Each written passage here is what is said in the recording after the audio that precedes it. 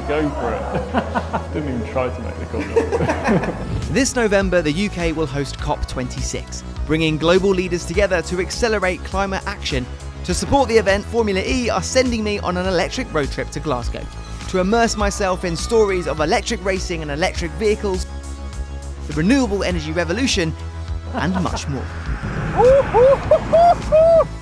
Welcome to the EV Road Trip.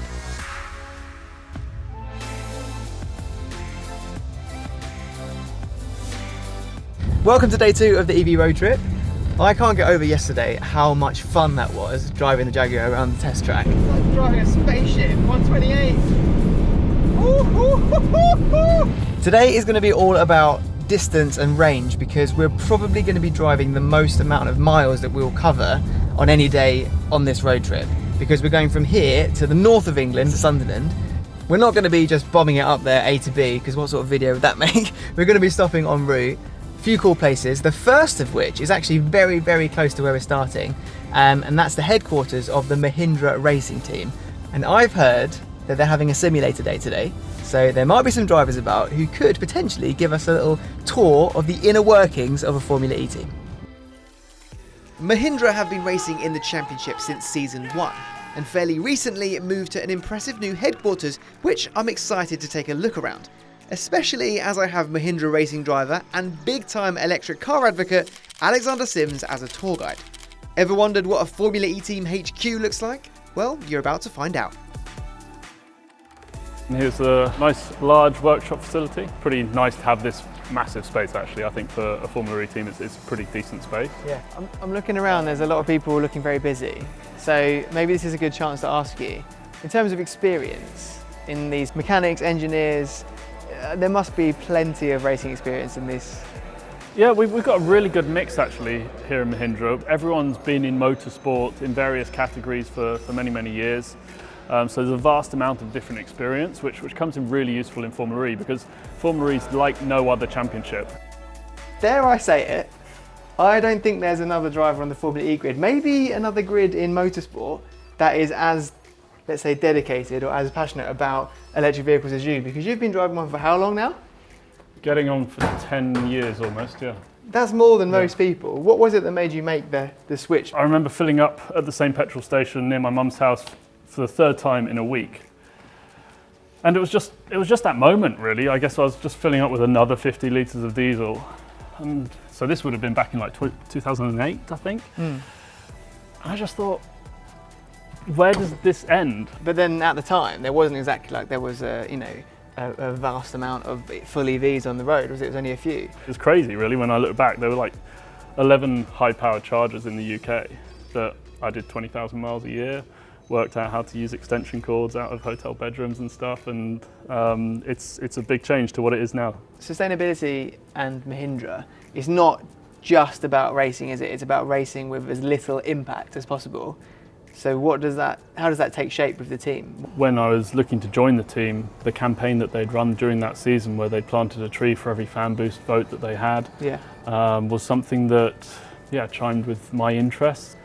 It felt quite clearly that the team was interested in sustainability in a genuine way. Day to day, the team's constantly talking about how they can adjust their working practices to incorporate sustainable measures into the race team. They've got their 3-star accreditation for sustainability. As we walk around, we see little things pop up of trying to encourage people to do simple things, turn the lights off, just understand what their habits are impacting in terms of energy consumption.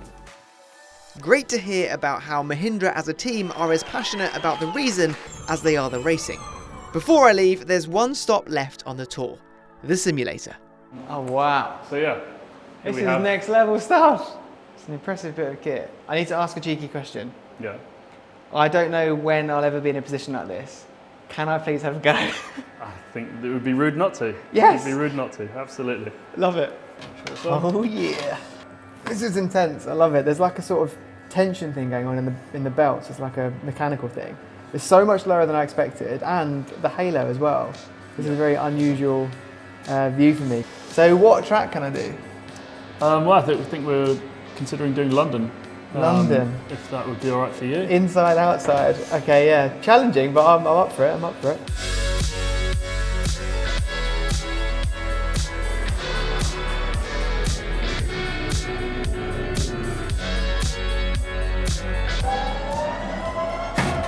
I've got to say, your overall, like, just general racing lines are really spot on. It's all the karting. Yeah, man. To be honest, I was impressed that your first laps, you already had a good feeling. You know, that's something that I struggle to teach a relative rookie, is like just the feeling of where to be on the track. I'll take that. Time to get back on the road, but there is somewhere else I want to visit before charging, pun intended, our way up north. The technical headquarters of Formula E and testing venue for their first ever Formula E car, Donington Park. Trust me, it's going to be worth it. Welcome to Donington Park. The reason why I wanted to stop off here on the EV road trip is because this is pretty much the only place in the world where you can see the history of Formula E via the cars in one place at one time. Starting with this. Now this was the demo, the test car that basically gave birth to Formula E here at Donington. You can see how basic it is. I mean, the tyres aren't representative to Formula E, they're about twice as wide. The chassis is very simple, but you can see, like, even looking at the steering wheel, how simplified it is based on what we're used to now with Formula E cars. You've got, you know, we're used to big screens, loads of data, loads of buttons. This is literally like a kit car steering wheel. It was super basic, just what they needed to test the concept essentially of Formula E. And then the battery and powertrain from this demo car went into the first racing car in Formula E, which we have here. What we started out with was a 28 kilowatt hour battery, which wasn't enough to finish the race. So we had those driver swaps, which we had until season 4.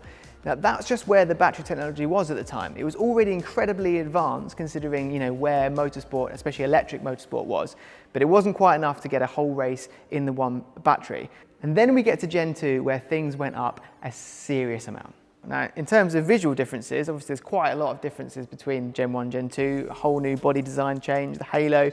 The Gen 1 car had a 28 kilowatt hour battery. The Gen 2 car has a 54 kilowatt hour battery, which effectively doubled the capacity, doubled the range, meaning car swaps were a complete thing of the past. But most impressively, it did all of that without actually a massive difference to size or weight to the batteries.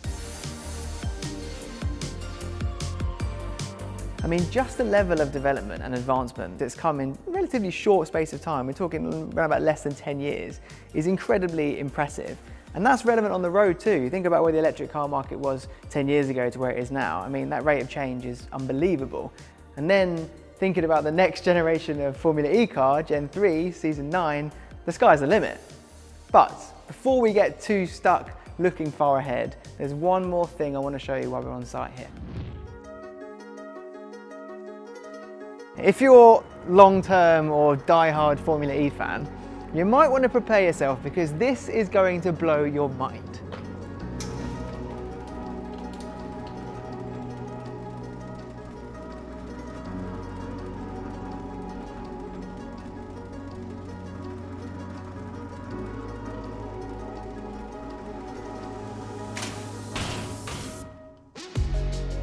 I'm almost certain that this room has never been seen on camera before. It's like a Formula E museum. I mean, just to begin with, Jean-Eric Vergne's Season 4 championship winning car. I know that because the Allez Le Blues on the rear wing, because Jev won the championship on the same day that France won the World Cup. We were in New York, I remember it very well, watching the final in the FIA garage. You've got Sam Bird's car from that same weekend, who going into that weekend was battling for Jev for the championship here.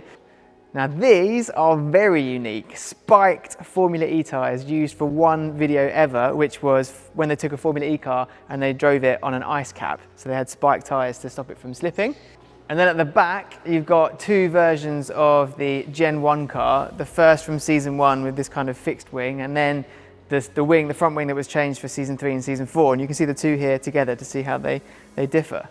I mean, this room is filled with Formula E history. It is like a museum. Can you imagine if this garage was on Storage Hunters? So after leaving the unofficial Formula E museum that is Donington Park, the longest journey of the trip so far was calling. But without enough usable energy left in the battery to reach our next location of Sunderland in the northeast, it's time to stop off for a charge and chat about the reality of driving long journeys in an electric car.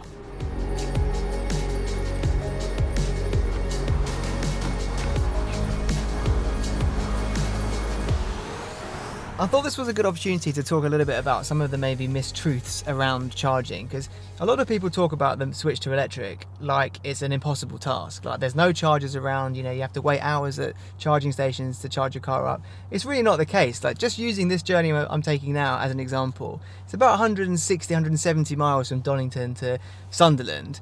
This car could do it in one go. Even if it couldn't, on that route there was about 10 different options of rapid chargers without even going a mile off route to charge your car up. So even if you've got a car that has, you know, 100 miles range, 150 miles range, whatever, you've got plenty of options around to charge your car. And when I say rapid chargers, I'm talking about 50 kilowatt DC chargers, which means that you plug it in at something as low as 10% and in half an hour you might have 80%. So to try and quantify that, think about you rock up at a service station, you plug in, you go to the toilet, you get yourself a coffee, maybe you get yourself something to eat if it's lunchtime. By the time you're back, you've probably added 60, 70, in some fast charging cars, maybe even 100 miles of range. Long journeys in electric cars do require a little bit of forward thinking, you know, planning your journey, but you think about the benefits, the positives that come from that. Zero tailpipe emissions. You're driving a clean car that doesn't have any emissions, isn't polluting the world. The cost involved, yeah, I mean, it's no secret that electric cars can be more expensive, but once you've got it, once you're driving it, or even if you lease it, the savings you're making month on month by how much cheaper it is to charge versus how much it costs to fill up a combustion vehicle, it's so much cheaper to operate. The final thing I'll say right now is that this charger I'm using right now costs 30p a kilowatt. This car can take up to 90 kilowatt hours, so a full charge, 0 to 100%, which is more than I'm doing now, would cost around about £27. And that's one of the most expensive ways to charge using these rapid public chargers. If you're charging at home, you're getting it significantly cheaper than that. So with enough charge to get me to my next stop, it's time to head northeast to Sunderland for a very exclusive look at how electric cars are manufactured.